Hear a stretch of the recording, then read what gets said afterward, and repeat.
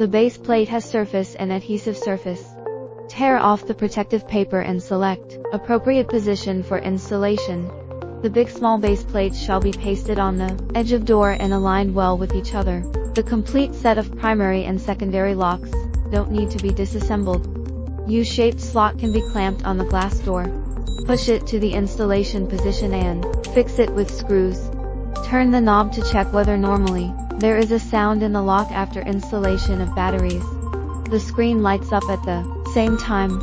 It will sense to lock after closing the do. The first way for steps of factory default setting. Insert the small hole on the battery box with a thin rod.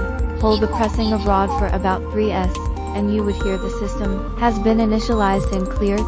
The second way for steps of factory default setting. Press and hold the CM key longer to enter the menu of system.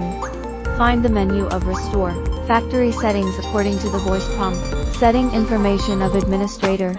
Press and hold the CM key longer to enter the menu of system. Set fingerprint or password of administrator according to prompts. Note, the administrator information must be set in the first step before user settings added.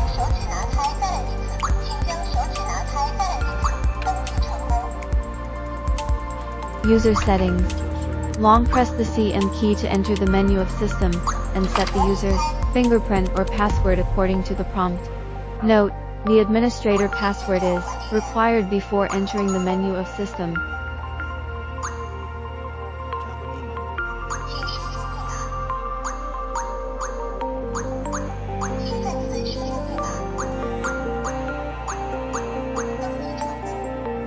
Light the screen. Press 9 and OK to start the always opening mode. Please be noted that the door lock can be set only if it's opened. Press 0 and OK to have the locking mode of door. In locking status, the door can be opened by password or fingerprint, etc. Then the always opening mode can be stopped.